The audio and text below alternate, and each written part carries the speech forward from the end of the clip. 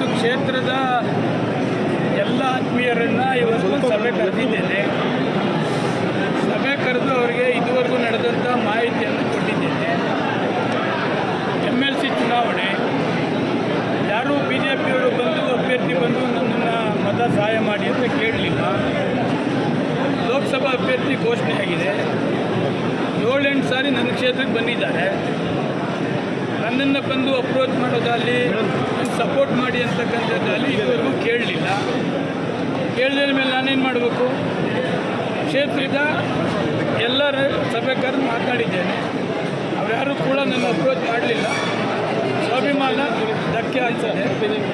ಕಾನ್ಸ್ಟಿಟ್ಯೂನ್ಸಿಗೆ ಯಾರು ಸಹಾಯ ಮಾಡ್ತಾರೋ ಅವ್ರು ನೀವು ಸಂಪೂರ್ಣ ಸಹಕಾರ ಕೊಡಿ ಅಂತ ಕೇಳಿದ್ದೀನಿ. ಸರ್, ಈಗ ರಾಜ್ಯಸಭೆ ಚುನಾವಣೆಯಲ್ಲೂ ಕೂಡ ನೀವು ಮತದಾನ ಮಾಡಿದ್ರಿ, ಅವಾಗ ನೋಟಿಸ್ ಕೊಟ್ಟಿದ್ರು. ಈಗ ಮತ್ತೆ ನೋಟಿಸ್ ಕೊಟ್ಟರೆ ಏನು ಮಾಡ್ತೀರಾ? ವಿಪ್ ಜಾರಿ ಮಾಡಿದ್ರಿ. ಏನಾದರೂ ಕೊಡಲಿರಿ, ಅವ್ರ ಕೈಯಲ್ಲಿ ಏನು ಮಾಡೋಕ್ಕಾಗ್ತದೆ ಮಾಡಲಿ.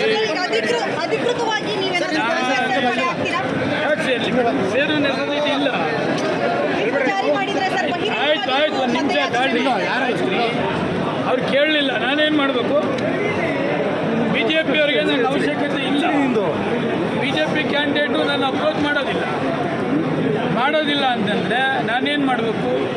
ಅದು ಕ್ಷೇತ್ರದ ಮತದಾರರ ಸಭೆ ಮಾಡಿದ್ದೇನೆ. ಅವರಿಗೆ ತೀರ್ಮಾನ ಮಾಡೋಕ್ಕೆ ಬಿಟ್ಟಿದ್ದೇನೆ. ವಾಸ್ತವಾಂಶ ಹೇಳಿದ್ದೇನೆ. ಏನು ನಡೆದಿದೆ, ಏನು ನಡೀತಾ ಇದೆ, ಏನೆಲ್ಲ ಅವಮಾನ ಮಾಡ್ತಿದ್ದಾರೆ, ಇಷ್ಟೆಲ್ಲ ಆಗ್ತಾ ಇದೆ. ಚಿಕ್ಕಮಗಳೂರು ಉಡುಪಿಯಿಂದ ಗೋಬ್ಯಾಕ್ ಅಂದವರಿಗೆ ನಾವು ಬೆಂಗಳೂರನ್ನ ವೆಲ್ಕಮ್ ಮಾಡಬೇಕಾ? ವಾಸ್ತವಾಂಶನ ನಮ್ಮ ಕ್ಷೇತ್ರದ ಎಲ್ಲ ಮತದಾರ ಬಂದವರಿಗೆ ವಿಷಯ ಇಟ್ಟಿದ್ದೇನೆ. ಅವರು ಯಾರಿಗೆ ತೀರ್ಮಾನ ಮಾಡಬೇಕು ಅವ್ರು ಮಾಡ್ತಾರೆ. ಸರ್, ಬಿಜೆಪಿ ಹೈಕಮಾಂಡ್ ಏನಾದರೂ ಅವರಿಗೆ ಸಪೋರ್ಟ್ ಮಾಡಿ ಅವ್ರ ಗಮನಕ್ಕೆ ಏನಾದರೂ ನೀವು ತರುವಂಥ ಕೆಲಸ ಮಾಡಿ. ಇವತ್ತು ಘೋಷಣೆಗೆ ಎಷ್ಟು ದಿವಸ ಆಯಿತು ಬೇಡಂದರೆ 10-15 ದಿವಸ ಆಯಿತು.